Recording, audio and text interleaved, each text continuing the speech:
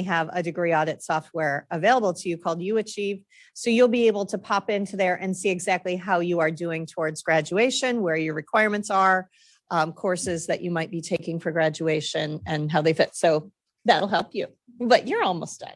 So today we have the really exciting opportunity to talk together about the summer read for freshmen.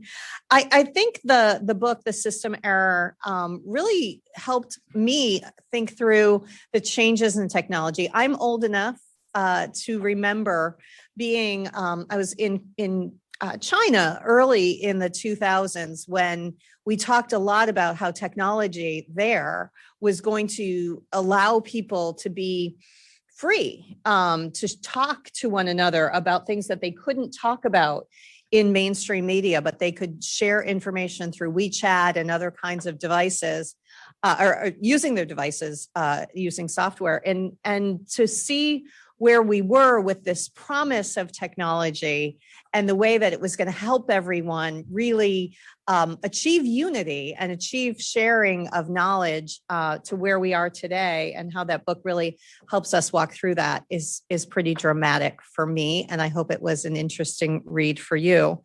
I don't want to take any more of your time because I do want to introduce Kira Conley for today's mission moment. Kira is a senior occupational therapy student. She has a minor in psychology. She's from Marlton, New Jersey. She's been a peer mentor and an orientation weekend leader since her sophomore year, and she's a lead mentor this year.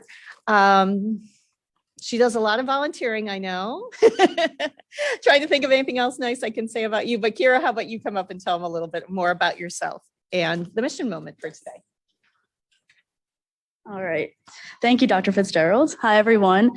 So as you guys know, it's an Alvernia tradition to do a mission moment. So for tonight's mission moment, I have a quote by Iyanla Vanzant, and she states, "Your willingness to look at your darkness is what empowers you to change." So I picked this quote as it relates to our discussion tonight and about technology and change and advancements. However, this can also relate to the real world and the here and now. So during your freshman year is when you discover a lot. You can have the opportunity to find out who you are and what you want to do.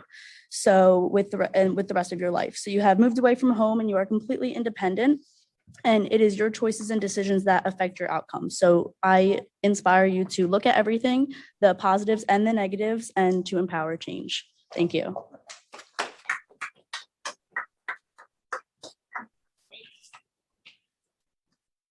It's now a real pleasure for me to introduce to you Dr. Nicholas Nicoletti. He's an associate professor of political science here at Alvernia in our humanities department. In 2013, he received his PhD from the University of Buffalo. Woohoo! I also have my PhD from Buffalo. And he also has a specialty in American international politics. He has a master's of science in international studies and an MBA from St. John Fisher University. Dr. Nicoletti teaches a range of classes in American politics, international relations, and research methods. None of those are easy classes to teach or to take, but must be very entertaining and enjoyable with Dr. Nicoletti, because he's one of our star teachers, really helpful in integrating his knowledge into the classroom in really unique and different ways. He's taught classes on the politics of technology and cyber conflict, international politics, and cybersecurity. His current research program focuses on the moral conviction as a predictor of political attitudes, which I can't wait to hear more about. And his work examines how moralized messages from trusted elites can manipulate citizens' attitudes, leading to predictable political behaviors and the mobilization of voters. How many of you are 18? How many of you are registered to vote? How many of you plan to vote in November? Awesome, awesome, awesome. We have other opportunities for you to register to vote if you haven't yet registered.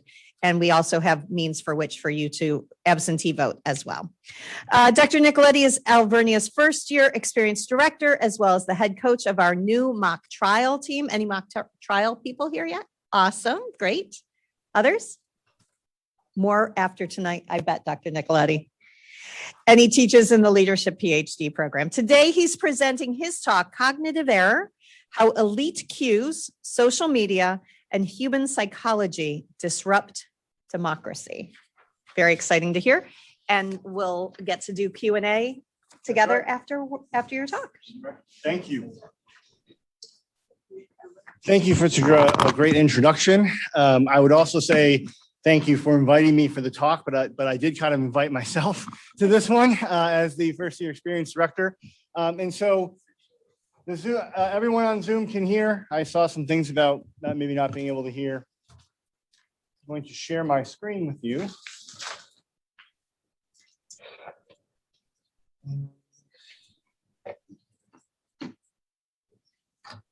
Make sure everything works. Okay, so tonight we're going to discuss some topics that are related to the System Error book that you have all been reading. It's a really good first year read, and I enjoyed reading it. And I think what I'm going to do is I'm going to present a talk on some of the things that I would have liked to see System Error dive into a little bit deeper, actually. And I'm going to discuss. So the book, System Error book, definitely talks about democracy, and it talks about the threat that some of these technologies have to democracy. In fact, the book begins by opening with the January 6th insurrection and talks a lot about President Trump's direct link to many of his followers through Twitter, right? That's kind of how the book begins, right? Sort of with a bang. And as it goes through, it kind of discusses a whole range of different issues. It discusses issues like privacy, right? We are dealing constantly with how our privacy is dealt with online. It talks about issues like inequalities in algorithms, right? And so as these artificial intelligences and AI learn how to do tasks that we give it, they learn from our own structures. They learn from human structures and they duplicate those. And the book talks about that instance where Amazon developed that hiring AI that ended up being highly discriminatory towards women, right? And the book talks about a wide range of issues, including whether or not technology will eventually take our jobs, right? In many ways, and then tries to come to the end and talk about how we can govern technology better. So tonight, my talk is going to focus on a couple different things. So I'm going to focus on how our human psychology sort of blends with technology to amplify some really serious problems in sort of the way we conduct civil discourse. So I'm going to introduce you to the knowledge literature and sort of talk about what citizens know about politics. And then I'm going to introduce you to this elite queuing literature, which I've spent a lot of time researching. And my current research looks at elite queues as a mechanism to predict human, citizen attitudes and citizen behavior. And I'm going to talk to you about how elites can utilize messages that are sent directly to the public to elicit certain attitudes and behaviors and why that's important. And then from there, we're going to talk about how technology then amplifies some of these things, what the threats to democracy are, and then we're going to talk about what we can do about it. And a lot of this talk is centered around how we can make the relationship between democracy and technology better, right? How can we bridge some of these divides that technology has created? So let's jump right in. So you can't actually see it. Does anyone know how they can see the presentation? Technical difficulties. The people on Zoom can see it, right? But we can't see it here.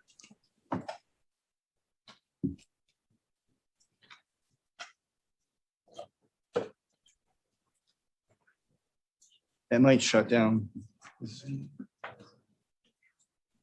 Yeah, that works. Dr. Fitzgerald comes through. Awesome, thank you. Yeah, so I've got some cool graph. We can do the lecture without it, but this is an important part. So the political science literature going all the way back to the early 1950s looked at why people make the decisions that they make. And this particular study wanted to kind of look at sort of the normative view of a democratic citizen and whether or not people's attitudes and behaviors in terms of voting match up to that. So let's look at this quotation. So it says, the democratic citizen is expected to be well informed about political affairs. He is supposed to know what the issues are, what their history is, what the relevant facts are, what alternatives are proposed, and what the party stands for, and what the consequences are. So this is Burleson, Lazarfeld, and McPhee. And this actually is a University of Chicago study looking at voting, one of the earliest studies we have. And we can ask ourselves, how well does our citizenry match up to the normative view of democracy, right? How knowledgeable are citizens in the American democracy? And political scientists have been trying to answer this question for a long time. And we often measure this using measures of what we call general political knowledge, right? And these are not easy, these are not hard questions. These are simple questions, right? So this comes from the Annenberg Constitution Day study. They do this every single year and they release it on Constitution Day in September. And they look at a randomized sample, representative sample of American citizens to see what they know and track trends over time, okay? And so this is the percentage of people who can name the 3 branches of government, okay? So just think about that question, right? We have an executive in the president, a legislative in Congress, and a Supreme Court and lower courts in the judiciary. So if you track this over time, if we go back to 2006, only 33% could name all 3 branches. Now, there's some good news here. If we track this until 2022, it has gone up somewhat, okay? And kind of what we know is that sometimes as politics becomes more heated and becomes a little bit more energized, people do get a little bit more political knowledge. But even if we look at today, only 47% can name all 3 branches of government, right? And if we break this down, down by whether they can name 1 or 2 or 3, we see that a full quarter of Americans could not name a single branch of government. So just think about that for a second. We have this normative view of a democratic citizen, a citizen that is supposed to be knowledgeable about political affairs in order to participate in elections. I saw lots of hands raised about, you're going to vote, you're registered to vote, you're going to vote. Well, the big question is after that is, well, do you know how you're going to vote? Have you done the research to figure out how you are going to vote? And if you've ever seen, I'm going to, date myself here, but if you've ever seen like the old clips, and they've got clips on TikTok now with this too, but the old Jay Leno man on the street bit from the Tonight Show, where they would go on the street and they would just ask random people questions like, who fought in the American Civil War? And you would get answers like France, right? Germany, and it's the American Civil War, right? It's the North and the South. And so we've known this for a very long time. This literature is known as the democratic dilemma, basically. The political knowledge literature, what comes out of this is sort of the democratic dilemma. If you look here, so this is a graph of whether or not people can mention items in the First Amendment, one of the most important amendments, okay? And, freedom of religion, 24% in 2022, freedom of speech, 53%, freedom of the press, 20%, right of assembly, only 16%, right to petition, 6%, and a full 26% can't name anything, all right? So what does this say? This becomes problematic, okay? Because I'm posing you a picture of democracy where we need engaged citizens in order to be able to make good choices about who are the elected leaders of the country. We need knowledgeable citizens to be able to enter into civil discourse. And the knowledge literature going all the way back, there's some really, the most seminal work published was by Deli, Carpini, and Keeter in 1996. And the book was entitled What Americans Know About Politics and Why It Matters. You know what they found? They found that in 1996, only about 25% of the American public is what we would consider the active public. Now, I've just shown you some data that looks at general political knowledge. If we go into policy-specific knowledge, this number drops significantly, okay? So it matters. So let me tell you about a solution, a possible solution. So in the early 1990s, late 1980s and 1990s, some scholars started to develop a solution to this problem. And their solution to the problem revolved around what are now known as elite cues, okay? And elite cues come from this literature in psychology about information shortcuts or information heuristics, essentially. And there's this rich literature in economics talking about, what does it look like if a person is perfectly rational? Sometimes we call this homo economicus, okay? And, economic man.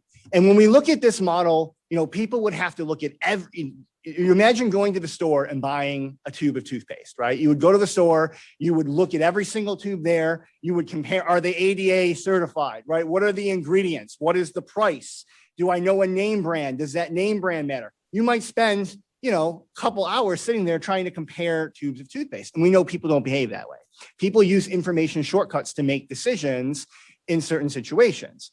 Well, in politics, if you think about this, people don't spend a lot of time on political issues. In fact, political issues tend to be fairly complex, and people tend to not be very interested in politics. They also don't really think politics affects them all that much, right? Sometimes we hear about how citizens are apathetic, how citizens don't vote because they don't think that their vote matters. And in 1957, this is exactly what a scholar named Anthony Downs suggested in his book, An Economic Theory of Democracy. He suggested that because politics is somewhat removed from citizens, and because in many times the probability of being what we call a pivotal vote or a tie-breaking vote is so low in most elections, people don't feel connected, and so they don't put a lot of cognitive effort into politics, right? And there's probably a lot of things people would rather be doing than reading about, politically elected officials and looking at their campaign websites, let's say. And so then how do people make decisions, and how can we bridge this gap between political knowledge and the need to be good democratic citizens? So one answer to this is this elite queuing model. So what you have up here is called the elaboration likelihood model of persuasion. So I'm only going to talk about this only because it introduces the elite queue dynamic. When we are looking at arguments, when we are trying to make up our mind on something, when we're trying to form a political attitude, there are two routes that we could possibly take according to this model, which started out in the 1980s. So one route is called the central route. This is where we are really motivated. We're really interested. We're motivated to learn. The thing that we're learning about is meaningful to us. So we want to gather information. We want to be highly analytical about it. We're going to put a lot of effort into it. We're going to evaluate arguments on their accuracy, objectiveness, on their basis, or at least as we perceive them. And then this is going to lead to long-lasting attitude change because we're going to go through that process. We're going to go through the research. We're going to put a lot of cognitive effort into it. We do that for things that matter, right? When you buy your first house, you'll go through this process, okay? When you have maybe your first child or something like that, you will go through this process. There's a lot of effort in those cognitive decisions and deciding what to do. But when we're not motivated, when we're uninterested, when we don't have that level of interest, when we're not aware of something, we can take what are known as peripheral routes, okay? And so in this sense, it's not very analytical. We're not very motivated to do a large search and gather lots of information. And in those conditions, in these low effort conditions, things like elite cues, these pieces of information that come from different sources that give us pieces of information, they can actually be quite active in our decision making. Now, of course, the argument here is they don't lead to lasting political change.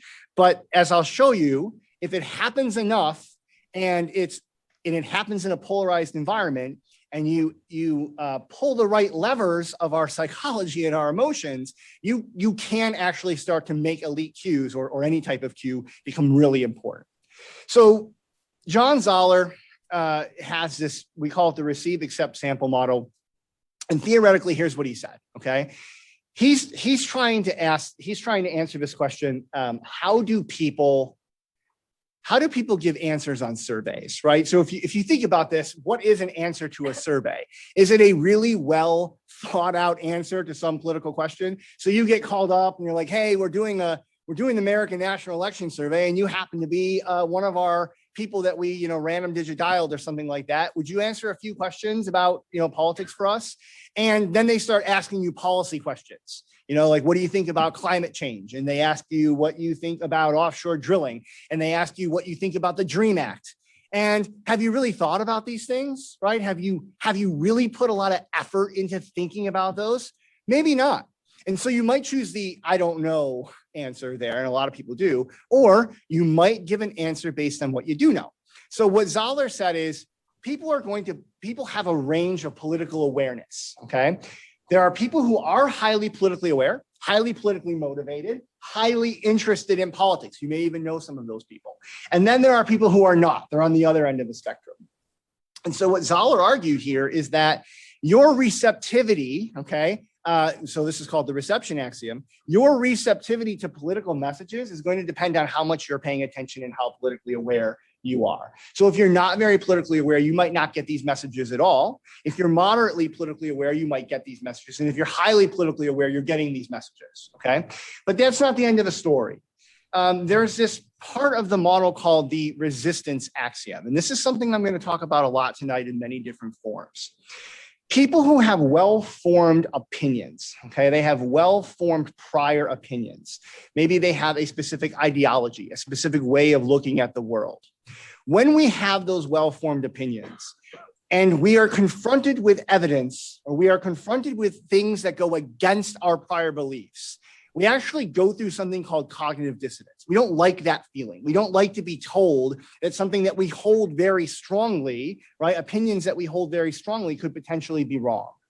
That makes human beings uncomfortable, okay? And so what Zahler argues is that actually when people have really well-formed opinions, they may resist arguments that come from the other side. They resist arguments that would not force them to change their opinion. So even if someone's very highly politically aware, but they are resistant to alternative arguments because they have such strong beliefs, they may not accept those pieces of political communication coming through the media, right? And the media here, just really broad. It could be, in today's day and age, it could be the internet, social media, it could be cable news, TV, it could be whatever it is. And so what he argued is that these two things are going to base people's answers to these questions. And this is the accessibility axiom where this comes in. And so he argues people are not, machines. They're not going to remember every single thing they've ever heard on it. They're going to remember what's on the top of their head. Okay. And what's more interesting about this is that most Americans are actually quite ambivalent about political issues. And what I mean by ambivalent is, they haven't really made up their mind yet. Okay. They don't know enough about it and they haven't really gone through the cognitive processes to make good decisions. And so take climate change, for example. So an ambivalent person might say, well, I've heard that climate change is really bad and that if temperatures keep rising and if those greenhouse gases keep insulating heat in the earth, that we're going to have these, worse storms and we're going to have cities underwater. But I've also heard that if we enact all these, economic regulations and environmental regulations, we're going to lose jobs and we're going to have economic consequences to that. I don't know, right? That's ambivalence. Most people have some of these cues, some of these pieces of information rattling around in their head. And so what Zahler says is when you ask them those questions on surveys and polls, they pick what's at the top of their head. They pick what's accessible. And psychologists sometimes call this the accessibility heuristic, the stuff that just comes to the top of the head, top of the mind. And so that's how they come up with this survey response. The response axiom is they look at all those considerations. They look at the considerations that are at their top of their head that are most relevant, and they give you an answer. People that are more politically aware and have highly formed political opinions are going to give you responses that are more developed and less top of the head than those who are less politically aware and less knowledgeable.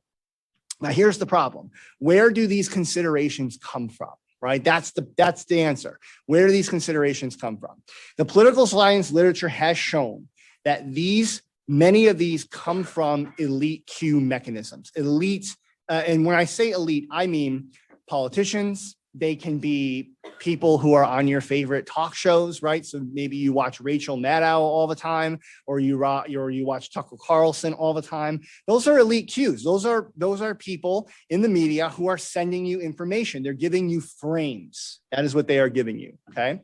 And frames are different alternative conceptualizations of an issue or event. And they might highlight something specific or something salient, okay? So let me give you an example here. Let's say that there was a hate group coming to speak in a public square, right? I might frame that as free speech.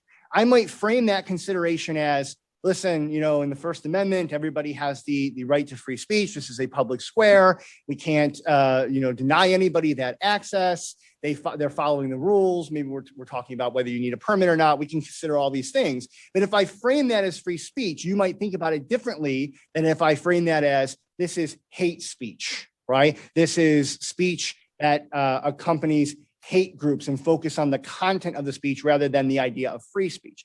And we've demonstrated, political scientists have demonstrated this all the time. If you call something welfare versus aid to poor families, you can actually get different responses to whether or not people agree with that type of spending in the United States. Okay, so the frames matter. So where do we get these frames from? Well, this article is just one. I think this is one of the better canonical articles here from Druckmann and colleagues. And they argue that, okay, well, in normal decision-making behavior, all right, the frames actually matter. The strength of the frames matter. You're going to believe stronger arguments over weaker arguments, okay? And so when somebody makes a weak argument to you, you might discount it more than if someone made a strong argument to you. And when it comes to political arguments, the messenger matters. The messenger always matters, okay? And this is where we're going with this elite queuing stuff. I mean, I'm going to demonstrate to you how important elite queues actually are. So if the messenger is a partisan, right, and you are of the same partisan elk as that messenger, you might actually consider that message more or less trustworthy, right? Now, the logic here, though, is that in a world where issues are not polarized, partisanship is going to matter, but the strength of an argument will still matter more. All right, this is the theoretical argument. However, and this is where polarization comes in polarized environments where us versus them mentalities are struck up, okay, where we highlight the them and the us, and we additionally have an environment where people have taken strong stances on something, and we know that there's political competition, and we know that that political competition is divided. Under those conditions, this kind of tribal mentality starts to kick in. And what Druckmann and colleagues, and they actually tested, I'm going to tell you a little bit about their experimental test of this in a second. What they actually find is pretty similar to what they hypothesize here, is that under those environments, the political competition reigns supreme. It no longer matters whether your partisans are making weak or strong arguments. The partisanship is what matters more because it's polarized, because you're in competition with somebody. It's us versus them. You're now in a political competition, and that polarization changes everything. It changes the way we think, okay? And so the authors test this with an experiment. The first thing that they do is they come up with two issues. So one is the DREAM Act, and the other is offshore drilling. And they conducted this back in the early teens. So the DREAM Act wasn't as polarized as it was under the Trump administration. And the first thing that they do is they came up with a bunch of arguments, which they call frames, for and against. And in the first wave of the experiment, they kind of figured out which one of these arguments are seen as strong by people and which are seen by weak as people, right? So they did a pilot where they just looked at the strength of the arguments. Then they took those arguments, they chose and randomly selected a few groups. So the first group got strong and weak arguments without any mention of partisanship. The second group got strong and weak arguments with partisanship mentioned. And the third group got a vignette where they were told that this is a hugely polarized issue, and then they were given similar arguments. And actually, they found exactly what they thought they would find. In the absence of party endorsements, it was the strong arguments that made a difference. It was that strong cognitive process that made a difference. When partisanship was offered, when they told the person what what party they were from, partisanship played a role. It was a consideration. But in the experimental model, partisans that made weak arguments did not move people more than partisans who made strong arguments on the other side. Just think about that for a second. In a non-polarized environment, partisans who made weak arguments were not able to move their people as much as the other side, the other party that was able to make strong arguments. However, in the condition where they highlighted polarization, this all fell apart, completely fell apart. When they told respondents that Republicans and Democrats were fighting about this issue and that the issue was highly polarized, all of a sudden, motivated reasoning kicked in. People didn't care whether the arguments are strong or not. Partisan arguments moved partisans. That's what happened. And not only that, but they were more confident in their opinions after the experiment than the other people were. So in other words, just highlighting polarization and giving somebody a partisan cue was able to not only move people strong towards the argument, whether it was weak or strong, but it also made people even more confident in the way that they believed. And one of the biggest problems here, before we get into the technology stuff, is this matters for expert opinion. We just went through a global pandemic, okay? Early on in that global pandemic, it was not polarized, but very quickly, COVID became polarized. It became highly polarized. All of a sudden, wearing a mask became polarized. All of a sudden, social distancing became polarized. All of a sudden, vaccines became more polarized, right? And so if you think about the way this works with expert opinions, right, we know a great deal about this.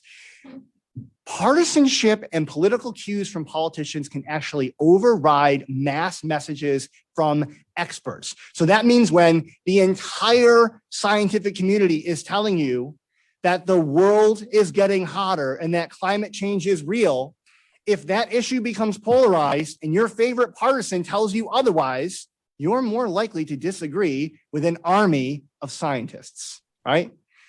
Just think about that for a second. All of a sudden, politics gets in the way of good public policy. We know that expert information becomes less significant when we have higher polarization, especially when people are not already aligned with these expert opinions a priori before the fact. And so what that means is when COVID-19 strikes and the experts come out and say, maybe we should be wearing masks, and politicians start to polarize that, start to take strong stances on that, and the society hasn't really made up their minds yet about mask wearing, that means that party politics and elite cues, messages from your favorite elites, can start to become more important than expert opinion. And just knowing that an issue is polarized actually does increase support for bipartisanship, but doesn't move public opinion at all, doesn't move citizens' attitudes. This is a great study. Okay? In this particular study, they show that, yeah, you tell people things are polarized, they want more bipartisanship. They don't like polarization. When we hear about polarization in the news, it's mostly negative. The news mostly reports things and tells us, oh, the politicians are stalemated again. Party polarization in Congress prevents another bill from being passed, right? It's almost always negative frames. And we internalize that as negative. We say polarization, man, that's bad, right? It puts us at a stalemate in our political institutions. But actually, research shows it doesn't matter. Your political opinions actually don't change. They don't become more bipartisan. In fact, I'm going to show you some stuff that suggests they become less. They actually become less bipartisan the more you know the other side's argument.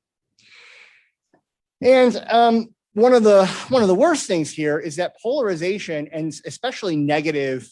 We're going to talk about affective partisanship a little bit tonight. Negative feelings about the other side tends to turn off independents and moderates. It actually tends to make them more apathetic, trust the political system less. So people who are already on the fence about whether or not they want to participate, usually independents, okay? People who are already not all that engaged with politics, don't have a lot of good things to say. When they see that polarization, it turns them off. We actually know that negative ads, right? Negative ads mobilize the base, the voters who are going to vote, and turns off independent and moderate voters, prevents them from going to the polls, or at least has an effect of depressing their turnout. That's pretty important. And, we can apply this to a range of issues. I'm not going to, keep going, but this has been applied to foreign policy issues like trade and nuclear proliferation. Elite cues absolutely affect climate change. I've already talked about climate change. Scientists are in complete agreement on this. There have been several United Nations conventions on climate change, all of them suggesting that if we keep moving on the same trajectory we are, we're going to have severe consequences, right? Storms will be stronger. Cities will be underwater. There are huge possibilities there. And yet it's still polarized, right? And yet it still feels like people will say, well, there's got to be arguments on both sides. Well, actually not in the scientific community, only in the political community. COVID-19. This is actually my most recent paper, although while I deal with elite cues, I deal more along the lines with moral messages in the paper that I'm writing, but the logic is the same. All right, when you get elite cues about a particular policy, if that's your trusted elite, you're more likely to be moved towards those elite cues than possibly other opinions. Transgender rights, this brand new paper by Jones and Brewer show that transgender rights also follow polarization in elite cues. Some of this goes all the way back to Star Wars and missile defense, where popular elites came out against Ronald Reagan's Star Wars initiative. Ted Kennedy, the late Ted Kennedy, is one of those elites that came out against Star Wars and started to move and polarize people. And one of my favorite papers on European integration, this paper actually uses, I'm going to get a little technical here, but it uses an instrumental variables analysis, which actually lets us get at some kind of causal inference rather than just correlational. And they show, using an instrumental analysis, and I won't go into the details, but they show that in fact, negative cues from elites on European integration moved public opinion away from the desire to continue to integrate. That paper was published in 2007. There are many papers now looking at Brexit and how within the United Kingdom at the time, elite cues were instrumental in Brexit votes. So what I'm telling you then is that elite cues matter for public opinion. And this is, to be honest with you, a little bit sad for political scientists because we thought this was going to solve the problem. There were early studies by people like Lupia and McCubbins in the early 1990s and Popkin that said, this is great. If citizens just have this one little piece of information, if they just know how their trusted elites feel on something, they know how to vote just like the other people who are more knowledgeable. Okay. In fact, Arthur Lupia said in one of his papers in 1992, where he looked at a ballot initiative in California, he said that the encyclopedic voters, he called the people who knew a lot about the issue encyclopedic voters, might actually be able to mimic the behavior of the people who know nothing, as long as they have this one piece of information, which is essentially an elite direction, an elite the way elites feel about something, right? And so or partisanship is the easy one, but they actually show that there's more than just one cue. So when you think about it, when you get ready to go vote coming up in November, you're going to do some research on some candidates, right? You're going to go out there and look at maybe Oz and Fetterman, and you're going to look at Mastriano and Shapiro. You're going to visit their websites. You're going to learn where they fall on policies. You're going to do all that research, maybe, right? Hopefully you do. And then you're going to get to the ballot, and you're going to see all these additional people on there who you didn't do any research about because they didn't get a lot of political play in the media, right? What do you do? What do you do in that situation? How do you vote? You have no idea what those people are or what they stand for. Well, if according to the partisanship literature, you just vote your party because you can be reasonably assured that ticket, those people on that ticket that have a particular political party are going to feel and believe what you believe, right? But this is a problem. Okay, this is a problem, and it's a problem because what if the elites are not trustworthy? What if they're actually trying to persuade you of something that's in their best interest but not in yours? How do you know that? How can you check your political officials when you're using their viewpoints to make your decisions on politics? It's a hard question to answer, right? How can you make sure that politicians who were elected by the citizenry are doing exactly what's in your best interest if you're not knowledgeable about politics, but B, you're basically taking their cues as your attitudes? Becomes a lot more difficult, right? All of a sudden, elite cues looks more like a situation where we can manipulate people rather than a way to solve the democratic dilemma. In fact, it makes the democratic dilemma worse. So let's jump into the technology platforms. Let's talk about how these technology platforms have changed the way we think about politics. I love this. This is from a recent paper in the recent piece in the New Yorker, and it's kind of like you can see here all the different social media networks. So they're all fighting. And this particular paper was, this piece talked about how worried should we be about social media and democracy. So I took this little graphic here. Well, let's talk about it. So one of the most important parts of this is this idea of motivated reasoning, which I talked about earlier. People generally, have all of these sort of psychological functions that are working subconsciously in many ways, that drive us towards certain behaviors. So motivated reasoning is when we seek out information that fits with our prior beliefs. Psychologists sometimes call this confirmation bias, right? We're looking for information that actually vindicates us, that tells us we're right, But in addition to that, we view those evidences as stronger. We view the evidence that fits with our prior dispositions as stronger than evidence that doesn't. So we already got our blinders on, right? And when we're going out to do research, our blinders are on, cognitive dissonance is making an appearance, so we don't even like information that goes against our priors.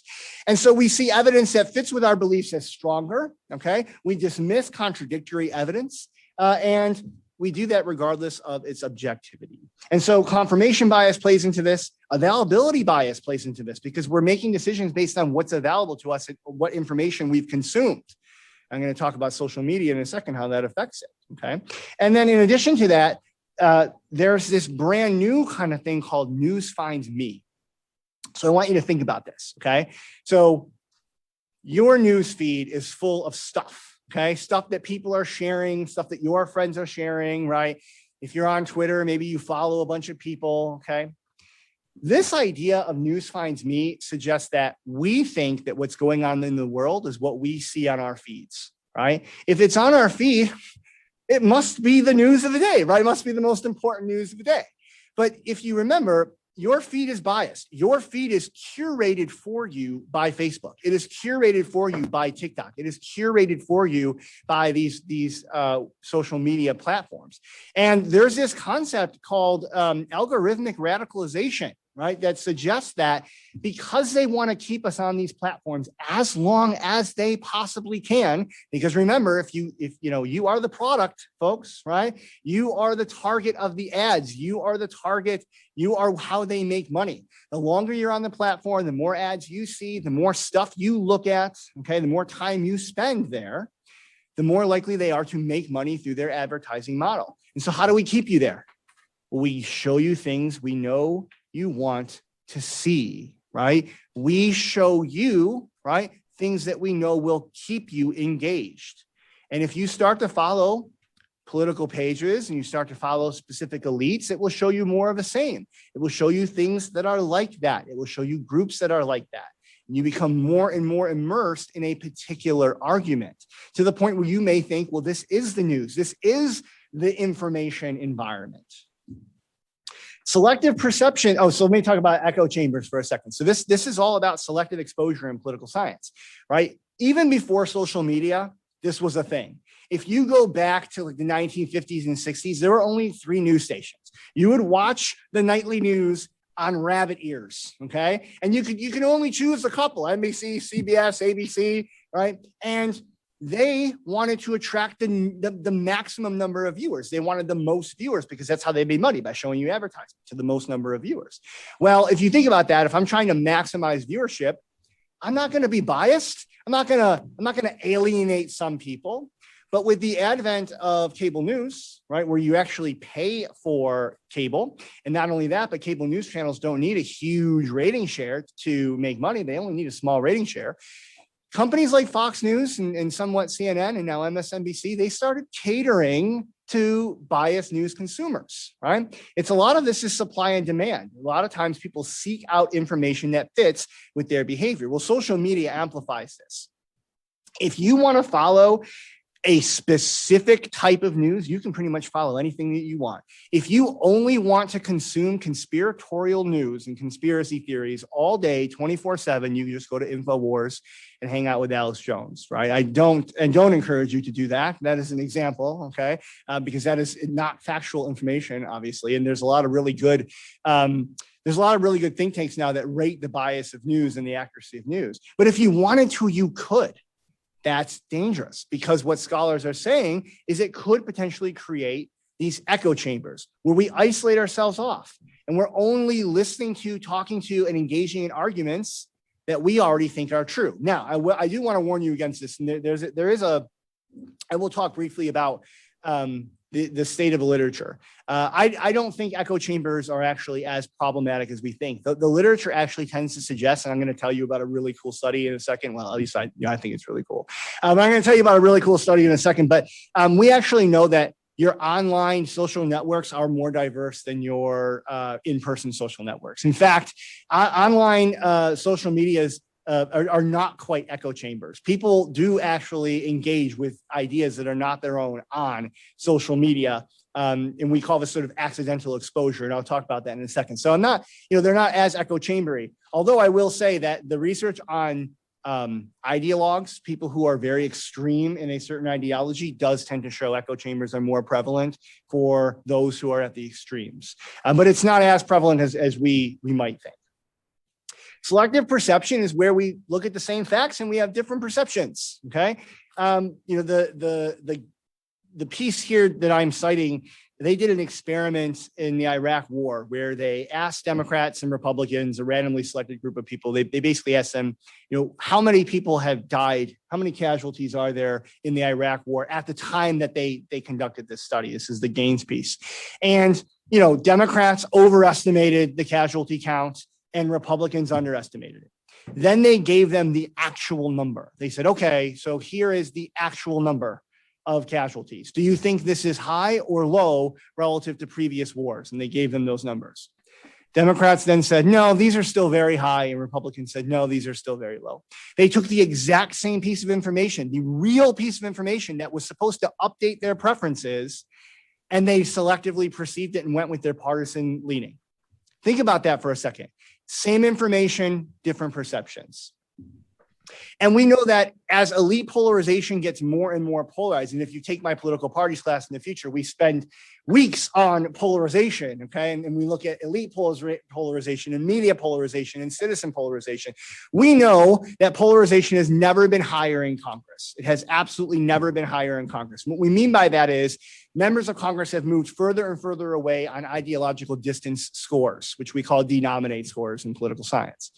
Well, one of the things that the elite queuing literature tells us is that because elite queues are so prevalent in the way we make decisions about politics, the public starts to mirror the elite polarization. And so Abramowitz has an entire book on this where he actually shows that in the 1960s, now a little bit of a tangent here, but in the 1960s, the Democratic Party was actually not very unified. Okay, they had the Southern Democrats that tended to be much more conservative and anti-civil rights, and you had a liberal sort of northern wing of the Democratic Party that was much more liberal and pro-civil rights. And that party, they all called themselves the Democrats. They had to work together, which means they had cross-cutting cleavages, right? They had to compromise. But what ends up happening is this what we essentially call realigning elections, where people change their political party to fit more, they sort themselves into another political party that fits more with their ideologies. And so that's exactly what happened to the Southern Democrats. Between 1968 and 1994, they migrated over to the Republican Party, making the Republican Party more conservative and making the Democratic Party more liberal because they took that conservative wing out of it. When that happened, the public mirrored that almost identically. The public started to become more polarized because elites started to sort themselves better. And the public is more ideological now than they were in the past as well, which some scholars think is good because it means we have clearer paradigms with the way we view the world. And maybe that makes us a little bit more knowledgeable. But at the same time, that elite polarization spills into and bleeds into the electorate. And social media amplifies this. And when you get an elite that is provocative, when you get an elite that says things that the media can't help but cover, you start to get these messages becoming viral. And in fact, one of the things we know about virality is that many of the most viral media posts actually came through traditional media outlets first. They came through the traditional media first, and then were shared, okay, by massive amounts of people because of they trust these sort of media outlets. They have a more of a trust. And so when the media follows something that is provocative, it spreads that message further. And so when elites have very provocative messages, say on Twitter, right, and the media covers that, those messages go farther and wider. So what are the consequences of this? Well, one of the things that we know has happened over time is this idea of affective partisanship. Okay, so affective partisanship is animosity towards the outgroup. So when we used to think about partisanship and ideology and politics, we used to think, okay, so people basically sort themselves into the parties that fit best with their beliefs, right? So if you believe in small government and you believe in less regulations and you believe in the free market, you sort yourself into a more conservative Republican stance. If you believe that the government can be used to solve social ills and you would like to see the government expand to help people in need, maybe expand healthcare policy or higher education policy or use the government to actually solve problems, then you're not afraid of a bigger government. You might be more of a liberal Democrat, right? And we used to think people sorted themselves into these parties based on their beliefs, okay? And for the most part, that's true. However, since the early studies on partisanship, we actually know that partisanship is more of an identity than it is anything else. It acts a lot like religion. It acts a lot like social identities that are innate, that are part of ourselves, almost socialized, right, from a very young age. And so early studies actually showed that you could have partisanship and have very little ideological constraint. In other words, you could be very strongly Republican, but not know where you feel on tax cuts or size of government. And that's partly because political socialization comes from our parents, right? And then that's in a whole lecture in and of itself. Well, what we are now noticing is that partisanship isn't just about where you fall on issues. It's also about how you feel about the other people. It's also about how you feel about the other side. And affective or negative partisanship is about disliking people who are not like you, about feeling animus towards an out group, right? We're the in group, they are the out group, okay? And we're not just talking about like, we don't like them because of their policies. We're talking about I'm kind of feeling viscerally like I don't like you, right? And there's some really good studies now that show that even symbols, bless you, even symbols can set this off, okay? So you've got a yard sign in front of your house that has a particular candidate on it. That may actually elicit anger and animosity from somebody who sees it without them even knowing who you are, bless you. You might have a button on your backpack for the ACLU or something like that. That may actually signal to somebody where you stand on politics and make them feel less likely to be your friend or have higher social distance just because they've been cued off to where you might fall on the political spectrum. That's called negative partisanship. And one of the things that we know is that when people are highly charged like that and have high negative partisanship, even when they're exposed to opposing viewpoints, it moves them in the other direction. It actually makes them more likely to go to their own side, to their own partisan viewpoint. That's quite dangerous. And we've actually seen this during COVID-19. I talked about Druckmann before, but he has another great study in 2021 where he shows that increased affective polarization for the outgroup actually led to people not participating in COVID-19 mitigation measures like mask wearing. And the effect was larger for Republicans in this particular sample. It was because the Democrats were on board with the mitigation efforts. And so the animus went both ways, but Republicans were the ones that were moved to not wear masks and to be less likely to social distance. Fake news, misinformation, and disinformation. Think about how this affects you and how technology impacts you. So disinformation is where somebody purposely posts something in order to change your mind. They know it is wrong. They have posted it for their own self-interest. So in 2016, as many of you probably know, Russian agents posted lots of fake news online and the whole purpose of that fake news was actually to encourage political polarization in the United States, to make people dislike each other more, to spread fake news that increase political competition and also help one side win, okay? And it was fake news. And in 2016, a group of MIT researchers, and they actually reproduced it here, they found that fake news, misinformation traveled farther, deeper, and wider than actual news stories. And do you know why? It's because those fake news were designed to pull at all these levers I'm talking about. It was designed to pull at party animus. It was designed to increase affective partisanship. It was designed to increase motivated reasoning. And people share things without even reading them because the title fits with their predispositions. Oh, look, this says this. It goes against the other party. I agree with it. Share. And it spreads and it spreads and it spreads. Okay. Now, the other thing that we could talk about here as well is, the idea that before 2015, 2016, fake news, political scientists actually meant it as fake news. Like we meant that language meant a piece of information that was supposed to look like news that was in fact fake. Trump sort of hijacked that and he called anything he didn't agree with fake news. And he started calling out specific news media and said, look, the failing New York Times is fake news, right?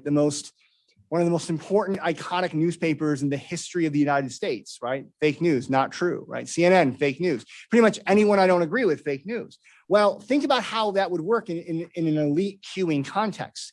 If I'm a follower and I trust this particular elite, and this particular elite is telling me I can no longer trust any news sources that don't agree with me, and I believe that, right? I'm moved by that cue, then who do I trust?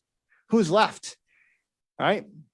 Well, maybe only the political elite. Well, that becomes a problem because that allows for manipulation.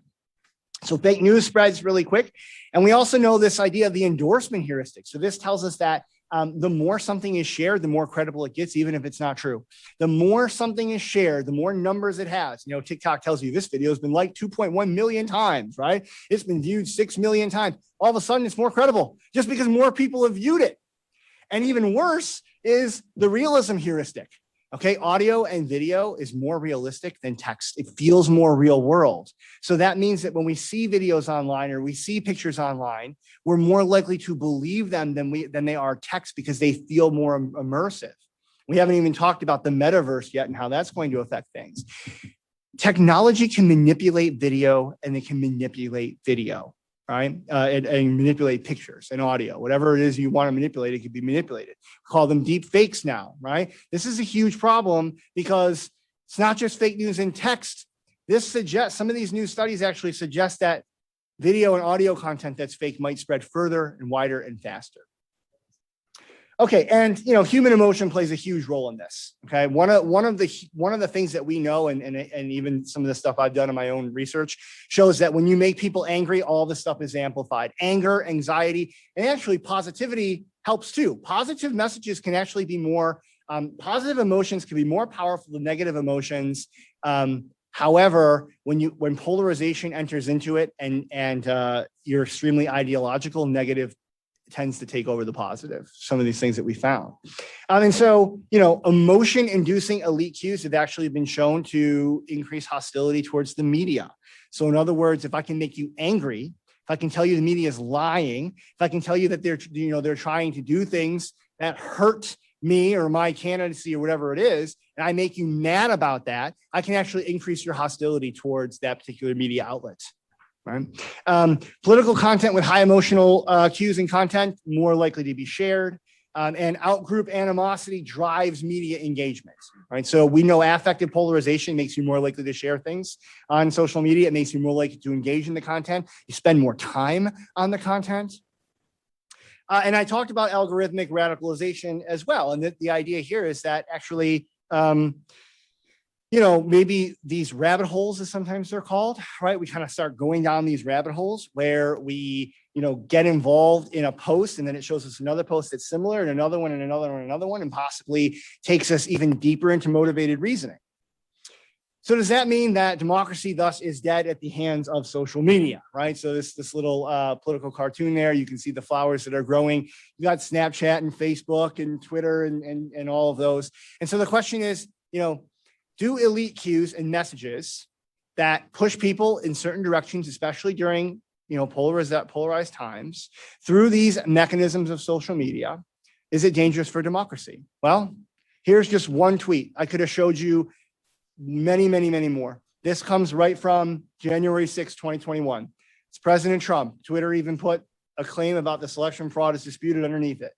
States want to correct their votes, which they now know were based on irregularities and fraud. Plus, corrupt processes never receive legislative approval. All Mike Pence has to do is send them back to the states and we win.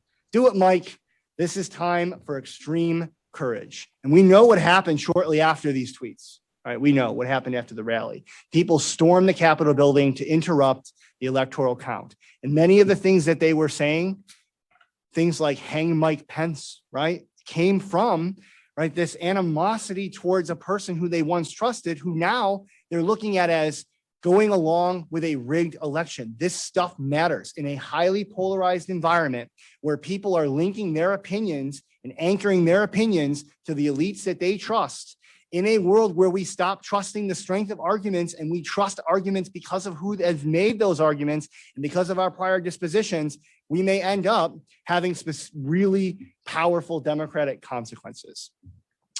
So before I go on to like how we can solve this and some of the other stuff and finish up, I just want to let you know that this stuff, you know, we don't want to overstate it, right? I've given you a lot of literature tonight. We've talked a lot about these elite cues, but Jonathan Haidt and Chris Bale actually have an awesome Google Doc that they've got going on. So Haidt is from NYU and Bale is from Duke, and they have been compiling literature on social media and political dysfunction now since, you know, about a year ago. It's a huge document. It's well over 150 pages. If you look at it, most of these studies are correlational, okay? And so we can't necessarily infer causation from correlation. They still exist though. Like the problems are still there. We just don't know the causal arrow, right? We don't know whether people are just, whether social media is causing these things or whether people are actually just using social media to do the same things they've always done. I actually think that's what's going on, right? I think social media has just amplified some of the things that have already been going on, some of the things I've already shown you. But I will tell you, in the best randomized trials, experimental studies, so I got two here. I got the Elcott study and the Asimovich study. So in the first one, they have two groups of people which they randomly distributed. The first group gets to use Facebook just like they normally would. The second group was actually paid not to use Facebook for 3 weeks. Okay, so they were able to have an experiment where they stopped people from, you know, utilizing a particular social media. They actually found that people became less politically knowledgeable when they got off Facebook.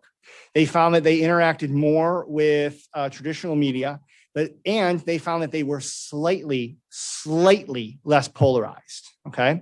The Asimovich study actually reproduced this one in Bosnia-Herzegovina, and they were looking specifically at ethnic relations and ethnic animosity. They found the opposite. They found that when people stopped using social media, they had more animosity towards the outgroup. And the reason that they suggest in their paper is because their real social networks, like their personal social networks, were more homogenous than their online social networks. So getting off social media actually prevented them from experiencing those cross-cutting cleavages and those cross-cutting attitudes that they normally would see. They still did also find political knowledge went down as well, okay? So, you know, the influence of these things are probably more extreme for the ideologically extreme. But, you know, so we have to be cautionary when we look at some of this literature, but it's still important. All right, so what's going on in democracy? All right, so I've given you this picture of elite cues. I've given you this picture of how social media has kind of impacted these. And so now, you know, Haidt has this piece in The Atlantic, Why the Past 10 Years of American Life Have Been Uniquely Stupid. He blames it all on social media, and he blames it all on sharing. And he says what's happened is we've entered into these echo chambers and we've reduced social capital. So social capital, we can just think about it as social trust, okay? And in order for a democracy to function, we actually have to trust each other. We have to be able to compromise. We have to actually have to have civil discourse, right? And what Haidt argues is that because people are retreating into these social enclaves and they're sharing these things that are basically making them believe more in their own political opinions, they're pulling society away. Now we can no longer, right, have civic discussions because we're talking past each other. We've lost that social capital, that social trust. Anyone ever looked at comments on a political post on, you know, Facebook or YouTube or Twitter? it doesn't exactly like look like a democratic forum where everybody's being really nice to each other, right? It's usually really horrible things that people are saying to each other. Okay. How do you have this democratic discourse in that world? He also brings up the idea that when you have in-groups versus out-groups, sometimes the in-groups criticize people of their own group when they speak out, right? So all of a sudden, right, if you have a different opinion than someone, even if you agree with them, even if they're on your side, but you question their belief, you question their attitudes, they may actually attack you, and you become, right, a person of the in-group now becomes, canceled, okay? And there's a lot going on in cancel culture and how that might function to suppress, freedom of speech and things like that. But what Haidt's really trying to say is now we're silencing dissenting voices in our own groups as well, right? And a lot of this happens on social media, and a lot of it happens at the extremes, pushing out the middle. The other thing we have seen, there's no doubt, that we have an attack on American institutions. American institutions are vulnerable, okay? The 2020 election and the ensuing claims of rigging and fraud, which are not true and have been demonstrably shown to be false, they absolutely did hurt the legitimacy of American elections, right? Democracy is fragile, frankly. Just like currency, it's only valuable if we believe it's valuable, right? Well, democracy only works if we believe it's legitimate. If we believe that the institutions are free and fair and legitimate, then if we lose the election, we say the process was fair, we'll get them next time, right? We lost in a fair process. We lost in an election. But when we start to think that elections don't work and that elections are rigged, frankly, right? That the institutions are no longer legitimate. What's keeping us together in a democracy? What's keeping the legitimacy of those democratically elected leaders together? What makes citizens believe that those people were rightfully elected and thus have legitimacy to rule? Okay, and so that is part of the American institutions have been more vulnerable post 2020, and a lot of that comes from people rejecting a lot of other information and focusing on particular elite cues, right? Focusing on particular elite arguments. And we've talked about the insurrection. And actually, research has found that source credibility is important for who we trust online and what we believe. And elite cueing is all about source credibility. It's who do I trust? I trust the people in my own party. And then finally, we have sort of a broken shared reality. Right? How do we have civil discourse in the United States when we have disinformation, motivated reasoning, where we're sitting in our own realities, when we're talking past each other? How do you compromise in those conditions? And if you think about it, this transfers into our electoral politics. How can our members of Congress compromise when if they stand out against a particular part of their party, they are primaried against, right? They are threatened with a group of people that will mobilize against them, right, to push them out, the extremists pushing out the more moderates. So what can we do? I will end with this. What can we do? I got a couple reforms here. So I think you have to reduce the influence of extremists in the institutions. I actually think that these reforms, these are minor, and they're not minor in some ways, but they really are smaller changes that could make a huge difference. So the first thing in here is I think the closed primary elections and the way we conduct elections is sort of problematic. Primary elections are geared toward the most ideological citizens, okay? That we have very low turnout in primary elections, and mostly ideologues come out. And part of that has to do with some states having closed primaries where you can only vote in the party that you're registered for on that day, right? And of course, if you're not registered to vote by the time of the primary, you can't vote. And if you're in New York, where I'm from, if you're a registered independent, you can't vote in primaries at all unless the independents are running their own. You can't vote for the major parties. So one suggestion here has been to move toward a single nonpartisan open primary with ranked choice voting. So I don't know how much you know about ranked choice voting, but I have an example up here. So Liz Cheney, who was a representative from Wyoming, was just primaried out. She just lost her most recent primary. She was one of the more outspoken people, that was spoken against President Trump during some of those last times during, you know, that 2020. And she was primaried out by somebody who, by someone basically Trump handpicked. And she was in a Republican primary that was essentially winner take all. Okay. Well, if you look at Lisa Murkowski, she's a senator from Alaska, and Alaska just switched over to ranked choice voting. They have a system where the top 4 candidates move on to the general election, and it's a nonpartisan open primary. So the way this works is you go in and you rank your choices. So you give the top choice, you give the second choice, you give the third choice, you give the fourth choice, and so on. And the way ranked choice voting works is after somebody who wins 50% of the vote, they win. Okay, they get spot one of the top 4. The person with the least amount of votes is eliminated, but then the citizens who ranked other candidates, those votes are distributed, right? And then they're distributed until another candidate wins. And then they're distributed again in a third round until another candidate wins until you get 4. If you think about that, if you are, if you're a Republican member of the Alaska electorate, and you went in there and your first choice, right, was, you know, a Republican. Let's do it the other way. You're a Democratic citizen. Your first choice is a Democratic candidate, but then your second choice is the more moderate Republican, right? And so then if your candidate doesn't win, then your votes are redistributed. And so actually Lisa Murkowski got a ton of second ranked Democratic votes from the other side because she was more moderate. She actually won the most votes in her primary. Now, of course, that all 4 candidates go on to the general. So they're going to do this again, but you can see how it removes sort of that extremism from the political process. I would say eliminate gerrymandering, because gerrymandering makes it so that certain districts are packed and are safe seats. And then again, it makes politicians more likely to pander to extremists in the party.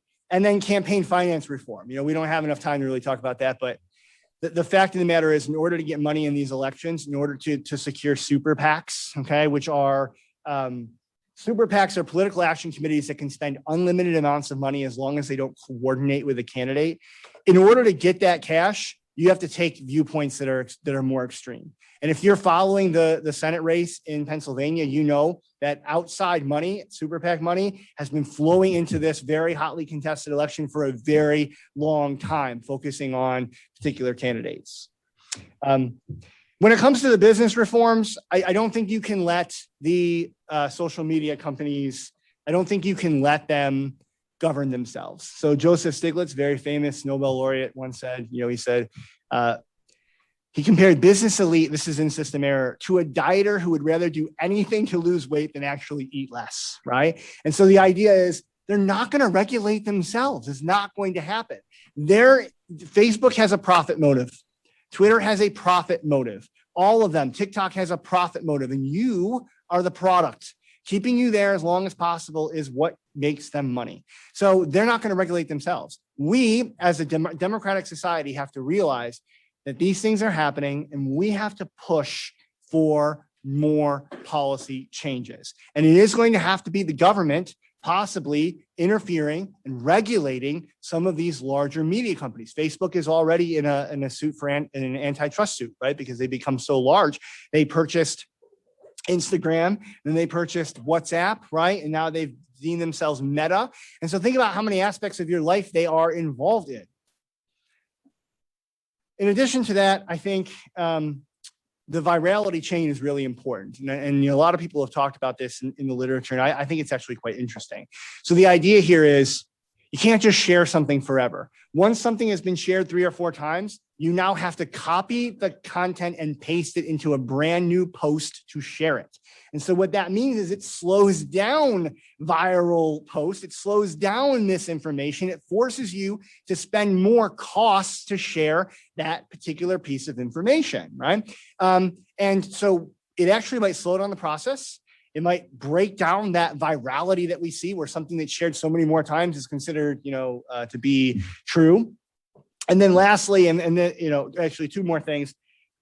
greater transparency in social media algorithms and data is really important. Facebook has more data than you could ever imagine. It's like a quantitative social scientist's dream in Facebook. They have every piece of demographic information they can imagine on you if you put it in there. They have everything you've ever shared, ever liked, all the groups you're a part of. They know your friends. They know the networks. And there was a scandal, the Cambridge Analytica scandal, where a lot of that data was used to predict how people would vote, right? And predict how people would vote and what to share on their feed. That was a huge scandal. Facebook holds that data to their chest, and they often only release it when the results are good for them. I would like more data transparency. I would like to see big data transparency from many of these social media companies so that we can start testing these hypotheses, see just in fact how detrimental they are. And then lastly, Haidt mentions this as well. I agree with them. I think, so right now the Children's Online Privacy Act has the age of internet consent set at 13. And I think it should be raised. And part of the reason I say this is because a new generation is being socialized into these technologies instantly, right? When, I can still remember the time when my family bought their first computer. I remember my first computer. It was a big old MS-DOS machine, right? In the late 80s. You don't know that now. Kids grow up with computers. Every household has one. You all have phones, right? Everybody has phones. And, democratic discourse, civil democratic discourse, and learning how to use these, being more critical, right? Being critical thinkers. Part of this is what search is about, right? Search teaches you how to be a critical thinker of the information that you consume. So what we really need to do is we really need to start to bridge that relationship between democracy and technology. We have to start to mitigate these effects. And I think that starts with education at a younger age and really start to look at how we use these social media more carefully. So I've left about 15 minutes for questions, which is exactly what I wanted to do. So thank you. I appreciate you all being here, and we can go to questions.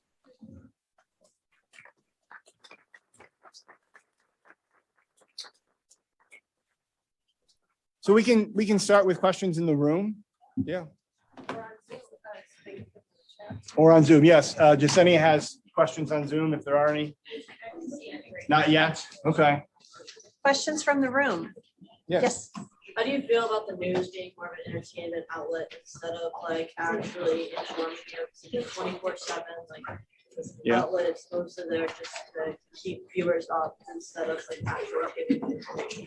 It's an excellent question. It's a really important question because news media is in fact a market economy, right? People are trying, their whole point is trying to get you to watch them, and people don't want hard news, right? That's what we call it, hard news, like informative news. They want soft news. They want entertainment news. And there's actually a lot of really good studies that show that TV shows like the one that Jon Stewart used to have and Colbert, those actually increase political knowledge, believe it or not, because people are watching them for entertainment and they're learning something as well. So they could have a positive effect, but the bigger point I think that you're making is news is entertainment, and people are, it's a market model, right? So in the United Kingdom, they have the BBC, the BBC One and the BBC Two. Those are all sort of state-sponsored, paid-for media sources. You compare those to the United States, they tend to be more rich. They tend to be more informational. They tend to focus more on foreign policy. They tend to be better news outlets. It's a good question. Yes? The statistics from the Senate at the beginning about like how much people are politically informed. Yeah. Do you think that will ever really rise to the standard that it should be at? I'm actually impressed by the bumps that have happened over the last 5 years. I showed you those data to suggest that we have a democratic dilemma, and we do. But those are big bumps compared to, when I was studying this literature back in the early 2000s. It was even more dismal, like really dismal. Like when people are not energized, when politics are not engaging or entertaining, people tend to even have lower levels of political knowledge. So I'm not going to say it's never going to get there, but I mean, think about it. Politics are complex. Political issues are complex. They feel distant, okay? And so, what would you rather be doing? Playing video games or reading political websites, right? Going and hanging out with your friends or reading a book about elections? I mean, let's just face it. Anthony Downs said it. He said people are just not interested, and rationally so. Like why would we be? Now, of course, should you be? I think we need a better normative citizenry. We need a more informed citizenry, because only then can you actually start to participate in the democratic process in a truly engaged way. But I actually don't think those numbers will go much higher. Yeah. But yes, Jasmine. Do you think people are desensitized to the 24-hour news cycle, and like you have to have very big things to pull attention? Yeah, that's a good question. So the 24-hour news cycle, again, with this sort of entertainment news, the whole purpose is to just keep you watching. If you've ever watched election night in America on any of those stations, like they have breaking news every second that isn't breaking news, right? And you've got people like Wolf Blitzer sitting in a map telling you, 2% more of the vote has come in this precinct. Let's see how it changes. I mean, the whole point is to sort of keep you there. I think for some people, that's actually a drive. People want to watch 24-hour news. They want to engage for the most politically aware. For everybody else, you have to be sensational to get them there. And so I don't know if people are necessarily desensitized to the news cycle. Probably people are more familiar with it now. I'm more worried about being desensitized to things that happen in our democracy that violate our democratic norms, right? Like, President Trump was one of those presidents that violated a lot of democratic norms. For example, he was known to, instead of nominate someone to go in front of Congress, in front of Senate to be confirmed, he would just say, I'm going to have this person be my acting whatever.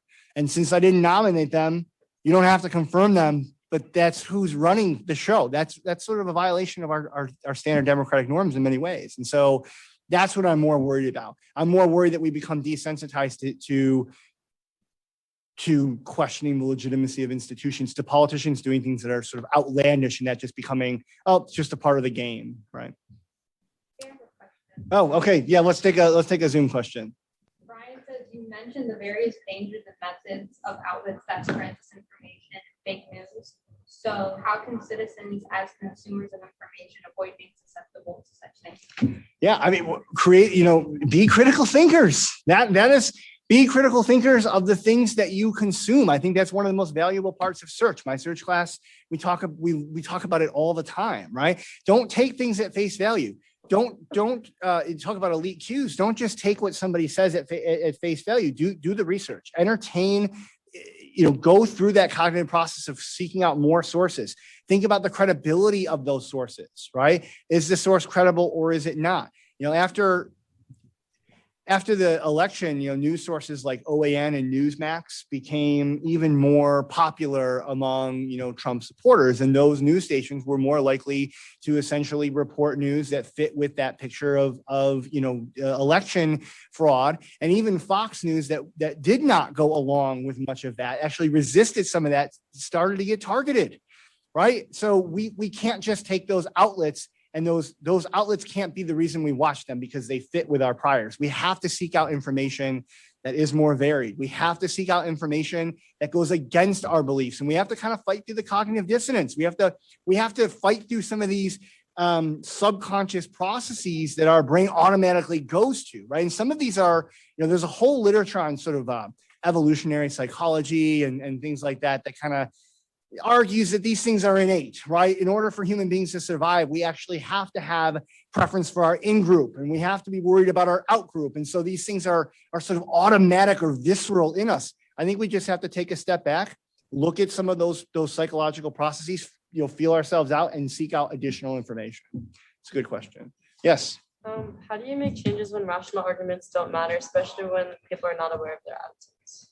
Yeah, so you summed up my talk, right? How do you, when rational arguments no longer matter? That's a pretty good summation of the talk. Now, there is some really good research about how to break through this, and some of the research that I've actually seen has suggested that if you can put people in a room together, right, with the purposeful intent of eventually getting into political debates, but you have those people build trust beforehand, become essentially engage with each other beforehand, you actually can get civil discourse. And so when we talk about social capital and we talk about Robert Putnam, he has a book called Bowling Alone that maybe you've heard of in the 90s, where he suggested that we're pulling away. We're becoming more echo chamber like is essentially the argument. And he says it's because we're not joining as many groups or whatever. But I tell my POS 111 class, we walk through this. We say, imagine you meet somebody in a class, or you meet someone in a club, and you get to know them. You get to know who they are. They have the same interests as you. Maybe you join the chemistry club or the mock trial club or something. And you're like, hey, you like mock trial, you like law, and you start talking and you get to know them. And then you have a political conversation after that. Well, you're going to be less likely to reject them.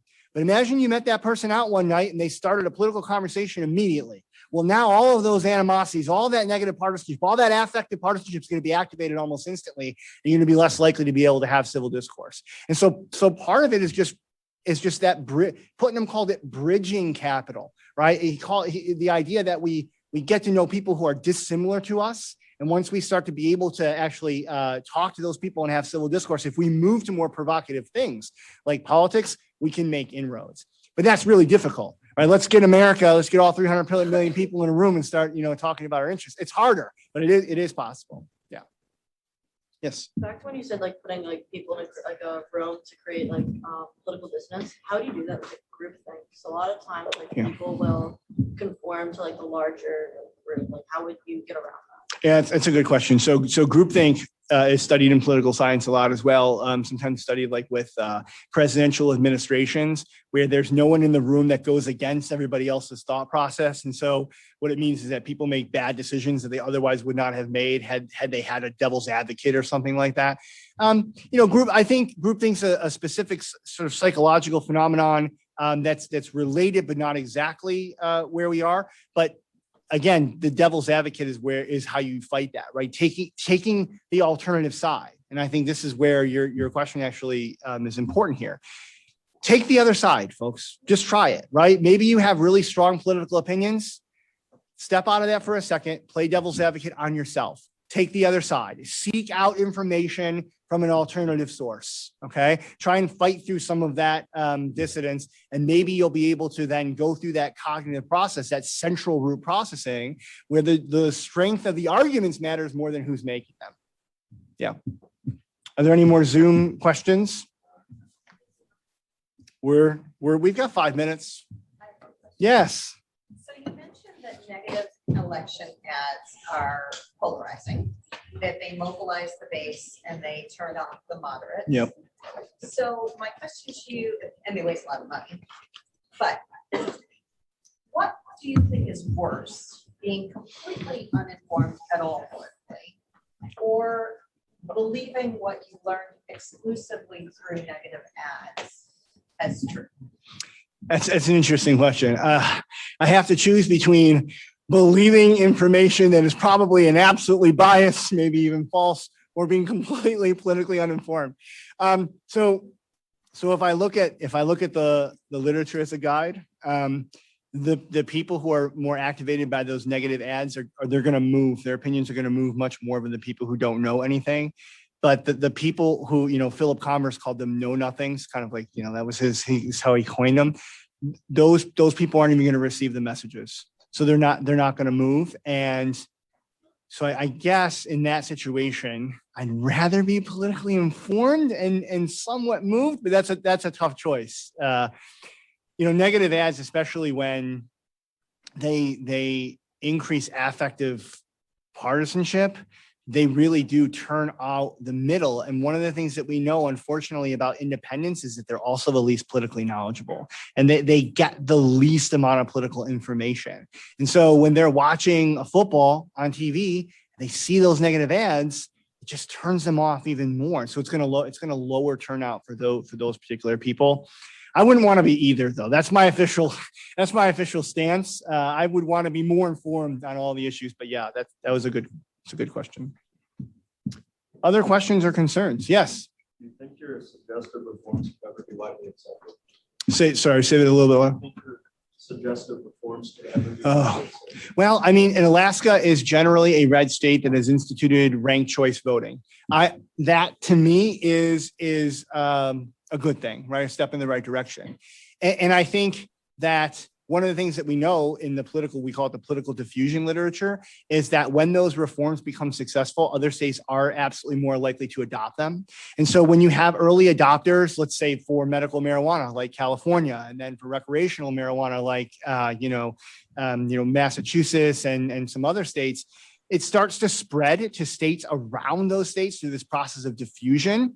And so I would hope that with the success that they've had, and it seems like they've actually been able to allow candidates that would have absolutely lost in a traditional primary to be more competitive, that maybe other states would take that on. In terms of gerrymandering, I do think that there's been some wins in the courts, but mostly at the state level.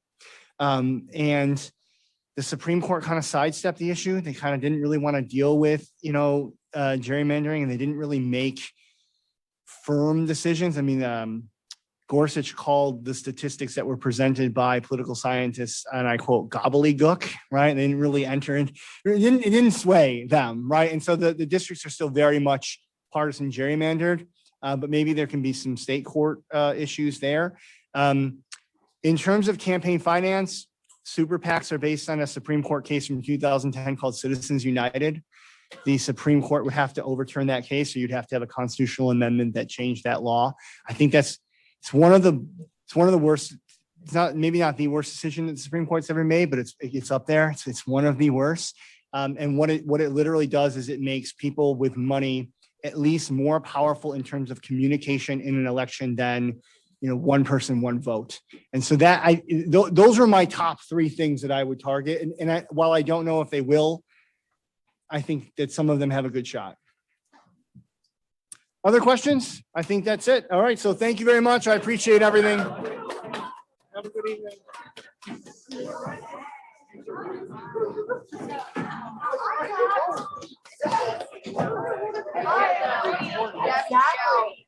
All right, so y'all were very good, very attentive.